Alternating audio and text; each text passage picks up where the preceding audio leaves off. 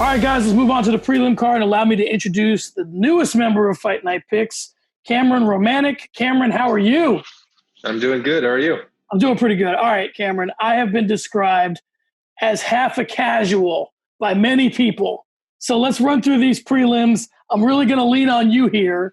Tell me what you saw. I watched them, but I don't get as excited for the prelims as I do for the main card again, being a card carrying half a casual. And then we'll talk about what you saw and what you might like to see next. All right, let's start with Bobby Green and Clay Guida. It was unanimous decision, 29-28, 29-28, 30-27 for Bobby Green. I'm going to go ahead and pop the stats up here as well. What'd you see in this one? So pretty much what I saw is Bobby Green just being a really bad matchup for Clay Guida at this point in his career.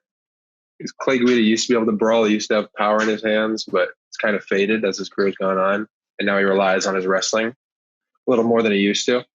And Bobby Green has solid jiu-jitsu, solid takedown defense. It's just not the best fight for someone like Clay. Clay Guida is just trying to drag you to the ground and keep you there for the duration of the fight. He still has his cardio, still has his spirit, but just the skills are just slowly going away for him. Yeah, and if you look at the stats, I mean, I'm not necessarily a numbers never lie guy, but if you look at Guida only had 69 strikes of output himself. Yeah. So basically it's just a case of Green fending off of the 12 that Guida tried, 9 of those takedowns and staying busy, right? Yep. Bobby Green just kept lighting him up. He had his hands low. He was taunting. He knew he was the better fighter in there. Bobby Green's one of those guys that for some time now we've kind of thought, I don't want to say we're expecting more of him, but I mean, it's kind of wrapping up for Clay Guida. Craig and I talked about on early stoppage whether or not Jim Miller and Clay Guida with the over-under would be 2.5 more fights. I think Miller's probably going to fight more than Guida will. Yeah, I agree. Do you see anything out of Bobby Green moving forward? I mean, I think he's probably reached a point in his career where the top 15 or top 10 is out of the question, but do you see anything? Does he have a run left in him? I think he has a chance to maybe derail a couple of hype trains. He's always live dog. I think maybe put him in there with someone like Marco Madsen and just test him and see if Marco Madsen can get him to the ground. Maybe Thiago Moises, see if he can fend off the subs from him. I think it's just kind of, he's a good tester now for younger guys coming up. I think he's more of a gatekeeper to see potential for fighters. All right, sounds good. Let's move on to Tecia Torres and Brianna Van Buren. Tecia Torres defeated Brianna Van Buren by unanimous decision, 30-27s all over the place. I feel like Brianna Van Buren's looked good kind of as of late, but do you think Tecia Torres is too much too soon? Yeah, definitely. I think Tecia Torres fighting someone her size, I mean, she looked like a world beater. I mean, she looked really good. It's just Tecia Torres is too scrappy. She's too much. She's just a fighter. She just has that fight. She fought Zhang Wei Li to a close decision not too long ago. And Brianna Van Buren has that game plan where she can beat a lot of the people in the division with her takedowns and her wrestling. But against someone like Tecia Torres, who's also wrestling heavy, who has that striking, who has the output, the cardio, it's just a bad matchup. And, we kind of I've talked about other recap shows. I'll talk to Craig about this sometimes. Sometimes you just see these fighters that are just professional fighters. Someone like Tecia Torres who's been around long enough that she can just kind of say, okay, here's the path to victory. I know what it is. I know what I got to do. Let me have a high output. Let me land a bunch, keep this girl off my legs. And is that kind of what we saw here? Just Tecia Torres being a professional? Yeah, pretty much. That's just the experience work for Torres. Van Buren could use more rounds, could fight some more people that are going to challenge her on the feet. And I think she has a lot of potential still. Do you have anything you're looking forward for moving forward for either of them? Do you think Tecia Torres has a title run in her, or do you think that ship sailed? Maybe not a title run, but I think she's too small for the division. I think that's kind of been established. But I'd like to see her face maybe Watterson. That's a good matchup for her, similar size. Or even Yan Jianan. That would be a tough matchup for her, but I think it would be a good test for Jianan to see if she can move up the ranks. All right, let's move on to Mmarc-Andre Barriault and defeating Oskar Piechota by TKO via strikes. 450 of round number 2. What'd you have in this one? Yeah, I think this was a loser goes home kind of fight. I think Piechota should likely be cut after going on a 4-fight losing streak, getting finished a few times. I just don't think he has what it takes to be in the UFC middleweight division. And I feel similarly about Barriault. Is just his game plan. He looked really good going out there with the constant pressure. He looked huge. His strength, his power, it was all there. I think he could also still keep fighting at the bottom of this division, maybe against like a Maki Pitolo, Salverbek Safarov, a couple of other names that I could see him fight against to see if he still has. I mean, top 15, I don't think he'll ever be able to reach, but maybe a run of a few wins, maybe just keep on fighting in this division. I think his time might be up though. So he can keep UFC fighter in his bio. He can get himself some seminars. He can hang around for now. But neither of these guys have looked impressive in their careers. So we'll just see what's next. We'll see if they stay or go. All right, let's move on. Gillian Robertson defeated Cortney Casey by submission via rear naked choke, 4:32 of round 3. This fight seemed like Cortney Casey's, and then Robertson caught her slipping late. So I guess my question is a couple of things. One, Cortney Casey's one of those people that when you look at her record, you think one thing, and then when you look at who she's lost to or what the results of those fights were, you think something different. I mean, she is a gatekeeper in the sense that she's always going to give someone a good fight. Oh, yeah. Do you think that if you're the UFC, you give Robertson credit for the victory? Do you hold the performance against her? What are your thoughts on this fight?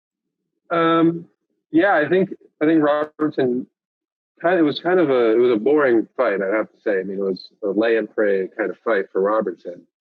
And she ended up getting the sub. It wasn't impressive. There was a clear disadvantage on the feet for Robertson. I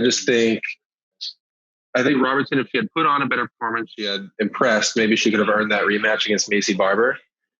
But I think that'll be too soon for her. So I think she still needs to fight down in the rankings and keep working her way up and get more experience. Because, I mean, and as for Casey, I mean, the takedown defense was just not there whatsoever. It was a tough fight for Casey. It was a tough fight for both of them. Wasn't impressive for either of them. I think both are going to have to fight down in the rankings quite considerably. It just wasn't a fight. No winners really in this one.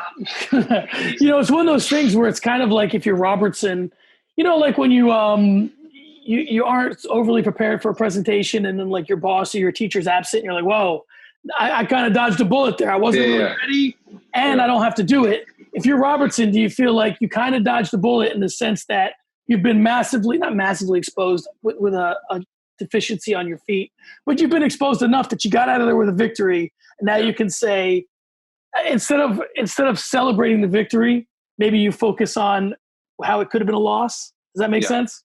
Yeah. I think there's a lot of room for improvement for both of these fighters. I think if Robertson comes up against someone who can stuff a takedown, she's going to really struggle. All right, let's move on to Justin Jaynes defeating Frank Camacho by TKO via strikes. What'd you have in this one? This one was a big shock for me. I thought it would be quite the opposite outcome. I thought Camacho would be able to handle him. But, I mean, what a debut really for Jaynes. I mean, can't really be more impressive than that. I agree. I mean, it was a short fight. There's not much here, so we'll just go ahead and move on. Obviously, these guys are nowhere near. You could book them, but, you didn't see really enough out of either one to warrant it. So let's get on to what I call, it's funny. The funny thing about the UFC to me is they always seem to bury a really good women's fight on the prelims. And I can't quite figure out why they do that, but it's just it's a trend they do. So this was no exception. Lauren Murphy defeated Roxanne Modafferi by unanimous decision, a couple of 30-27s to 29-28. Yeah. I saw a lot of Murphy working off her counter right hands. Yeah. I saw, obviously, that I want to say Modafferi was exposed on her feet because we kind of knew what we had with her on her feet. Right. But she was kind of the flavor of the month there for a minute. Mm-hmm. And now she's sort of coming back to the pack in a way. What'd you see in this one? I think Murphy's boxing really just made the difference. She had really crisp punches. I mean, you could see when her right hand landed, it really affected Modafferi. And she's strong. I mean, Murphy's are really strong for the division, and Modafferi wasn't able to get her to the ground and do her usual game plan. And I think people might have been a little higher on Modafferi after the Barber win, but Barber did tear her ACL in that fight and was pretty disabled for most of it. So I take that for what it's worth. But Murphy's just too strong, too big for Modafferi. Modafferi just looked a lot smaller, not a lot weaker. I mean, she was controlling his defense. She just, any takedown she tried is instantly stuffed, and then boom, they separated, and Murphy went back to boxing. Let's talk about Murphy for a second, because she kind of hangs out in the top 10 or near it. And obviously the women's divisions are not as stacked as the men's divisions are. So it's sometimes difficult to gauge someone's abilities based on their ranking. Do you think Murphy, and, you know, I don't want to get too crazy here, but how do you feel about her at strawweight? I mean, do you think that she's got anything for the top of the division? I mean, can she do anything with Valentina Shevchenko? Is she way too far away from her, or do you see something there? I think she has the size and strength, but as far as skills go, outside of the boxing, she doesn't have much for any of the top of the division. I mean, I'd like to see her fight Jennifer Maia and Viviana Rajo have a fight coming up next weekend. And I'd like to see her fight the winner of that, so we can get winner and winner towards the top of that division. But realistically, I don't know what she has for even a 2K game. Calvillo, I think Calvillo would be able to take her down. But yeah, I think Shevchenko's all pretty much untouchable at the top of this division. She's going to be for a while. I don't want to deviate too far from this, but we seem to find ourselves in a situation where really the only super competitive division is 115 pounds for the women. Meaning, you know, we know Rose is the caliber, we know who Wiley is, we know Joanna's. They've all kind of been competitive in that division. And yet Valentina and Amanda are so far ahead of everybody else. Mm-hmm. What do you think typically is the way to go there? Is it, you know, I joke about this. This is a complete 100% joke, but it makes sense. You kind of wish Dana could say, listen, whatever you're going to get paid for your next 2 fights, here it is. Go away for a little bit. And, you know, sometimes when these fighters do these sort of impromptu retirements, you know, like with Amanda right now, I said on early stoppage with Craig, I think you go raise your kid. Wait till your kid's 2 years old, the division will catch up with you. You know, everybody kind of does that. I mean, whether they plan to do it or not. GSP got injured. Rhonda started making movies and doing that whole thing. And then the division catches up with John Jones, you know, did what John Jones does. Oh, yeah. And people catch it. That's what it takes sometimes for these divisions to catch up. Do you think that that's what we need? Or is it just like, you know, we got to watch Valentina do her Anderson Silva for a couple of years where she's fighting people that really shouldn't be in there with her until people catch up or she slows down. Yeah, exactly. So I could see Amanda leaving for a little while, maybe even retiring, and that would benefit greatly for both divisions, although featherweight doesn't have really a future or much of a future right now. But yeah, I think Amanda could realistically move away, but Valentina, I just don't see her stopping. I got a better question for you. Let me pose the question this way then. Yeah. Would you prefer to see Amanda retire and someone from 135 pounds sort of rise to become that division's new person? Or would you rather see Valentina move up to 35? She's fought Amanda before a couple times. Would you rather see her move up and then let the other strawweights figure out their division? Or would you rather see someone emerge? Like, do you like the idea of Valentina taking on the challenge of fighting at 35? Yeah, absolutely. I think that's the super fight I'd rather see, because people talk about Weili and Valentina. I'd like to see Valentina move up and challenge one more time against Amanda at 35, because I think she's big enough where I think she could do that. But and at the same time, I think the 25-pound division, that would be able to promote someone like a Macy Barber, or start promoting prospects and make someone that challenger, and then maybe Valentina comes back down later on. Well, I'll tell you what interests me a lot. What would interest me a lot is if she has it in her. I mean, who knows?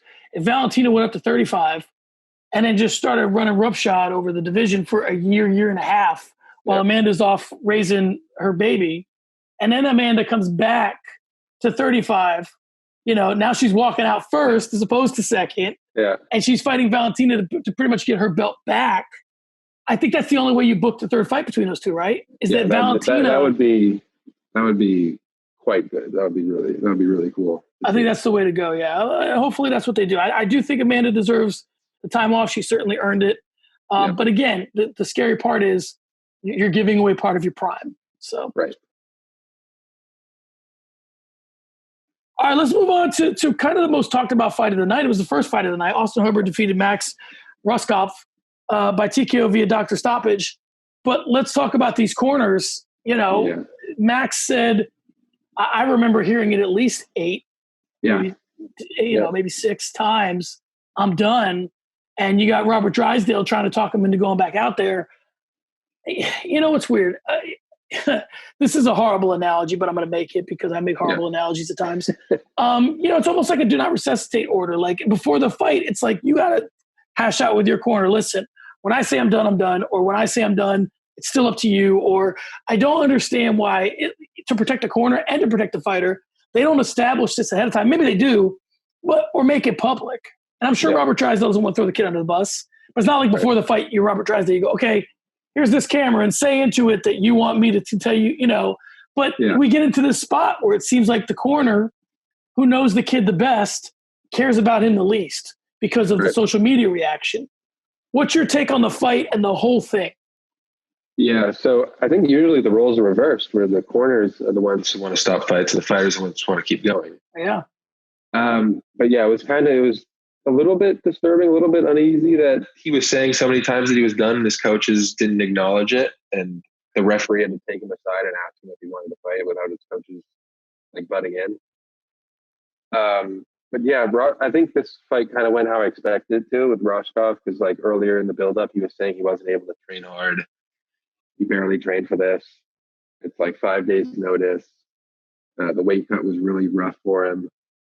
I think it was just a bad thing all around. I thought he would go for the sub early. He nearly got a heel hook a couple times and then gassed out and just started getting beat up by an experienced Hubbard. And I don't think there's any shame in self-preservation in this sport. I think fighters far too often, like Anthony Smith not too long ago, take way too much damage. That's going to take years off their life and their career. Yeah, and I think there's this whole thing about saving face. It's like, a guy, I think it was in boxing, Deontay Wilder, he's firing his corner man because that's crazy to me. It's like, these guys are, I know that you want to save face, but I guess it's like, it's better to get your ass whipped than to quit. I get it. Right. I go out on your shield kind of a thing. But for me, it's like, when it's not there, you're just putting yourself in more danger. There's no nobility in putting yourself, I think, in unnecessary danger. You're already putting yourself in enough danger as it is. Putting yourself in unnecessary danger is just reckless. And, it's like, could I drive my car from the back seat? Maybe. Why would I try? You know what I mean? Yeah, what's the point? Sure. It's so I guess that's how I look at it. All right, let's put a bow on this thing. And let's talk about the prelims as a whole. Did you see anybody you think's ready for the main card? I mean, obviously people like Murphy, and they could be on a main card of a different. Who did you like that maybe should get elevated from prelims to main card? I think Tecia Torres deserves a main card fight with one of those top 10, top 5 strawweights, 115. And then maybe even Bobby Green could get a main card with like I said, Marco Madsen, first fight on a main card. And maybe when we have crowds again, and that one could be in Europe, so Marco Madsen can get the fans out. But yeah, I think those are the only two. Everyone else kind of is where they are. I didn't see, there weren't really that many impressive performances outside of Green and Murphy as well, but Murphy still belongs on prelims. But Green and Torres definitely impressed. Two other things. Do you buy into this whole thing? Chael Sonnen says sometimes that the main card and the prelim card are two different cards. And to headline the prelim card, in a way, I guess, is better than to be the first fight on the main card, particularly in a pay-per-view scenario. Yeah. So like this fight's free on ESPN. This one's a pay-per-view. If you're the very last fight on the free card, that is a featured position. Do you agree with that, or do you think a fighter would much rather be on the main card than the prelim, no matter where they're placed? I'm not sure, but I feel like it would be the main card. I feel like I'd rather be in that first fight on the main card. Like I think last weekend or 2 weekends ago, the Sean O'Malley fight was the first one on the main card for that pay-per-view. And I'm sure that got a lot of people to tune in. I mean, everyone wants to watch the Sugar Show. So I'd say it'd be the main card. I think people want to be next to those big names. You want to be like grouped up with a Conor McGregor, a Nate Diaz, all those those superstars. You want to have their name next to theirs. Yeah, and it's a horrible way to put it, but it's kind of like a varsity and a junior varsity kind of situation. Yeah. I'm sure it's not exactly that way, but if you're on the main card, it's a different thing altogether. All right, lastly, who are you most excited to see next? You can do the whole card or you can do the prelims. It's up to you. Who's the fighter that you left this card saying, that's the person I want to see next? Think about that one. Maybe Curtis Blaydes. I want to see how he'll come back from this and who he would fight next.